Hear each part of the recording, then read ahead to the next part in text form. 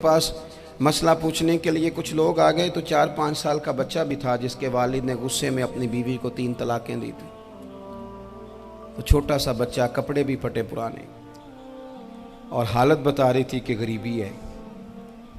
तो जब मैंने मसला बताया कि 3 तलाकें हो गई हैं तो वापस जाने लगे, तो बच्चा मुझसे कहता है, देहाती आदमी तो कहने लगा, मौलवी साहब मेरी अम्मा ते नानी कहनी असन पूछ के आई आप कि हुण असीं लहदा ही रहना है। तो उस बच्चे की नौनिहाल की वो कैफियत देखी तो मैं रो पड़ा। मैंने कहा यार, ये बच्चा बेचारा माँ बाप के होते हुए ये यतीमों जैसी ज़िंदगी गुजारेगा क्योंकि बाप ने तलाक दे दी। किस तरह मसाइल नहीं बताए लोगों को, तालीम से आगाही नहीं किया। और इसमें बहुत बड़ा जुल्म है उन लोगों का भी जो जनाजे पे खड़े होके तो कह देते हैं, मेरी तरह के लोग, अच्छे उलमा की बात नहीं करता, वो कह देते हैं देखो जिन लोगों को जनाजा नहीं आता, भैया आपने किस दिन इशा के बाद क्लास लगाई थी जनाजा सिखाने की? ये तो आपने कह दिया लोगों को कुरान जी ठीक नहीं आता।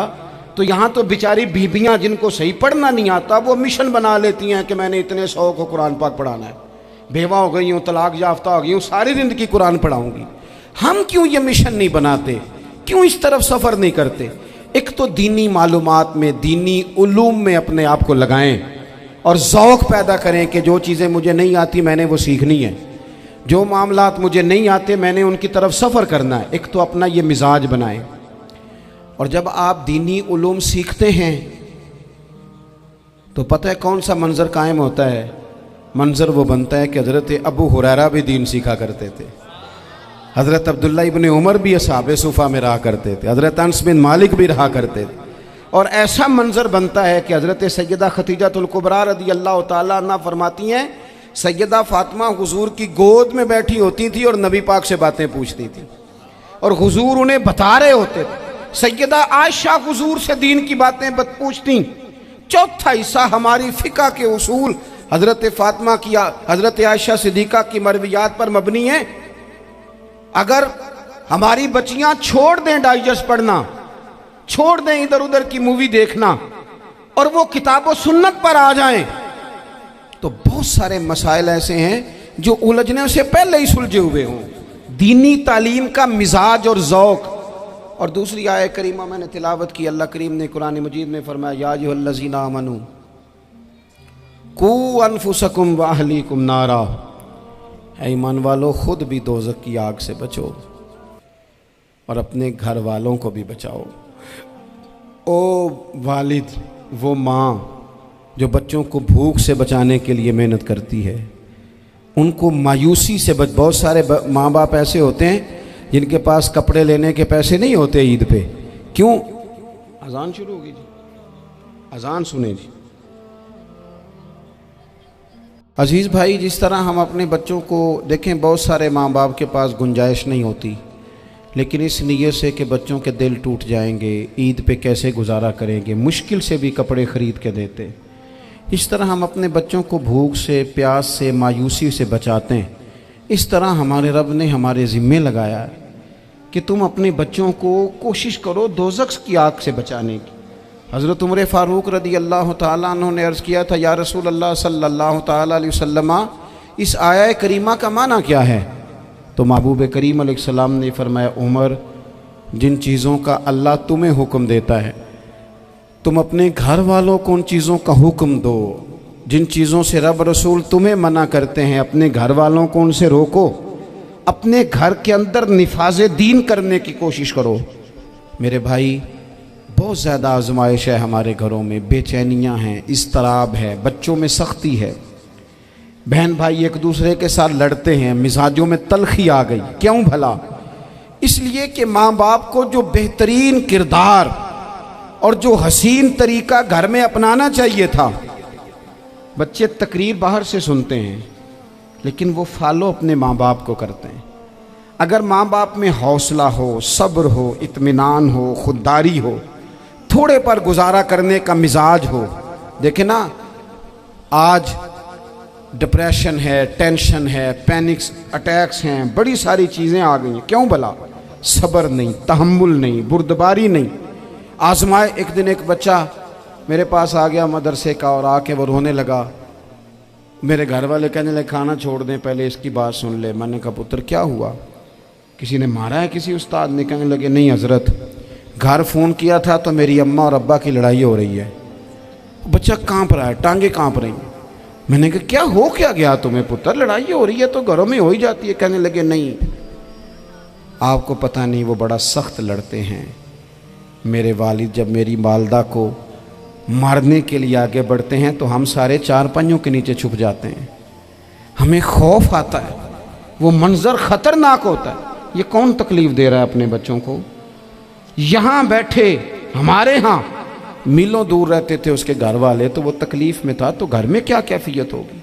अगर हौसला हो, सब्र हो, कनात हो, अल्लाह के दिए हुए थोड़े रिस्क पर हमें राजी रहना आता हो, हमारे घरों में सुकून आए, इत्मीनान आए, हम जो ज़िंदगी बड़ी खुशी खुशी गुजार सकते हैं। हमारे मिजाजों का लालच, हमारी तबीयतों की बेराह रवी, हमारी झूठी अना का बुत, उन सारी चीज़ों को ख़त्म कर देता है। अपनी ज़िंदगी के अंदर अगर हम वो किरदार अपने बच्चों को दें, जिस किरदार में मोबाइल भी हो, जिसमें गाड़ी भी हो, जिसमें पैसे भी ला के अब्बा दराज में रखता हो, लेकिन वालिद का घर में मुसल्ला भी मौजूद हो, उसकी कोई तस्वीर भी हो, वो ये भी कहता हो कि खुदा ने अपने फजल से आज 5,000 दिया है तो इसमें 1,000 गरीबों का भी है, इसमें थोड़ा सा मैंने अल्लाह की रिज़ा के लिए भी रखा है। अगर कोई मुश्किल आ जाए तो वो बाप और माँ को सब्र करता हुआ देखते हो। अगर एक बाप कर बात करे तो दूसरा बर्दाश्त करता हो। खुदारा अपनी औलादों को इस अजियत का शिकार न करो।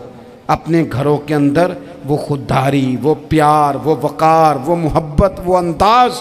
आप थके हुए हैं, कोई शक नहीं, आप बहुत सारे मसाइल का बाहर शिकार होंगे, कोई शक नहीं, लेकिन आप बाहर से थक के आए हैं। और अगर आप बाहर अपनी फैक्ट्री के मालिक हैं और दफ्तर के बड़े हैं तो घर में भी तो आप बड़े हैं ना।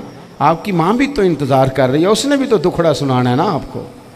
आप ये देखिए कि आपके बच्चे भी तो इंतज़ार कर रहे हैं, वो चाहते हैं कि अब्बा आके बैठे तो हम उनके सीने पे चढ़ के थोड़ा खेलें। आपकी अहलिया मुंतज़िर हैं। कुछ बातें बीवी किसी और से नहीं कह सकती, सिर्फ अपने शौहर से कहती है, लेकिन वो तो आते ही जलाल में आ गए साहब। वो कहने लगे तू बड़ी नालायक है, मैं थका मांदा आया हूं और तूने मुझे कहानी सुना दी है। वो उस खातून से शिद्दत के साथ पेश आने लगे। मेरे रसूल पाक की हयात नूर को देखो, हज़रत उम्मे ऐमन हुज़ूर की रज़ाई वालदा हैं, उनकी भी खिदमत हो रही है। हज़रत हलीमा सादी आ रही हैं तो खिदमत हो रही है। हज़रत अब्बास हुज़ूर के चचा हैं तो करीम फरमाते हैं मेरे चचा हैं बाप की जगह पे। हुज़ूर दोस्त अहबाब सहाबा ग़ुलामों सब के साथ प्यार कर रहे हैं। 9 अज़वाज मुतहरात हैं घर के अंदर। और कैफियत ये है कि हुज़ूर सिर्फ उनकी ज़रूरतों का ही ख्याल नहीं करते, ख्वाहिशात का ही ख्याल नहीं करते, बल्कि मेरे करीम का तरीका ये है कि कोई बंदा आज बोल क्या रहा है, वो कहाँ खड़ा है, आज उसके जुमले किस तरह के हैं, उसका लहजा किस तरह का हो गया है और उसे ठीक कैसे करना है। महबूब इसका ख्याल फरमाते, तवज्जो करते। मैं कहता हूँ कि हम सबको शौक़ आया है आराम करने का। मैं सुबह 11 बजे से पहले अपने घर से निकल आया था और ये वक्त आ गया है और रात को खुदा जाने किस वक़्त घर पहुँचना है। कई दफ़ा कैफियत ये होती है कि गाड़ी से उतरते हैं तो फिर दिल करता है कि कोई उठा के चलाए ना कभी। इसके बावजूद बहुत सारे लोग नाराज़ रहते हैं कि हमसे मिल के नहीं गए, फ़ोटो नहीं खिंचवा के गए, फलानी जगह चाय नहीं पी के गए। ये तसलसल है। लेकिन मैं जितना मर्ज़ी थका मांदा घर जाऊँगा ना, कभी ऐसा नहीं हुआ कि मैं घर जाऊँ तो बड़ी टेंशन में जाऊँ। मेरी घर वाली एक दिन मुझसे कहने लगी आपने कभी नहीं कहा कि मैं थका हुआ आया, बंदा थक भी तो जाता ही है ना, कभी कहाँ करे ना। मैंने उसे कहा पता क्यों नहीं कहता, इसलिए नहीं कहता कि मैं नहीं चाहता कि मेरे बच्चे ये कहें कि हमने दीन नहीं पढ़ना, हमारा बाप तो बड़ी मुश्किल में है। हम अपने काम के बारे में अपने घर में शिकवे करते हैं। आप किसी बच्चे से पूछ लें कौन सा काम करना है, कहता जो अब्बा जी कर दे रहे वो नहीं करना। क्यों? कि अब्बा जी हर रोज़ तो कहते हैं मैं बड़ा उलझ गया हूँ, ये काम बड़ा मुश्किल है। मैं चाहता हूँ कि मैं अपने बच्चों को ये बताऊँ कि पुत्र मैं तो जिधर जाता हूँ फूल ही फूल हैं। मैं तो जिधर से गुज़रता हूँ मोहब्बत ही मोहब्बत है, मैं तो जिधर से देखता हूँ दुआएं ही मिलती हैं, ताकि उनका शौक़ पैदा हो।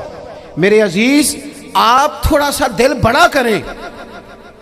अगर आप एक की वजह से पूरा घर सुकून में आ जाता है तो आप दिल बड़ा क्यों नहीं करते? जगह ढूंढते हैं बस मुझे कोई तंग ना करे, कोई मेरी बाप माँ बदौलत को कोई परेशान ना करे। बुखारी शरीफ सुनिए, हज़रत आयशा सिद्दीक़ा रज़ी अल्लाह ताला अन्हा बैठी हैं। हुजूर फरमाने लगे, आयशा आज एक बात ना बताऊं तुम्हें? या रसूलल्लाह बताइए। हुजूर फरमाने लगे, जब तुम मुझसे नाराज़ होती हो तब भी मुझे पता चल जाता है, और जब राज़ी होती हो फिर भी पता चल जाता है। तो हज़रत सैयद आयशा सिद्दीक़ा बात सुन के बड़ी खुश हुई। या रसूलल्लाह वो कैसे? हुजूर फरमाने लगे, कभी कभी तुम कसम उठाती हो। या रसूलल्लाह हाँ।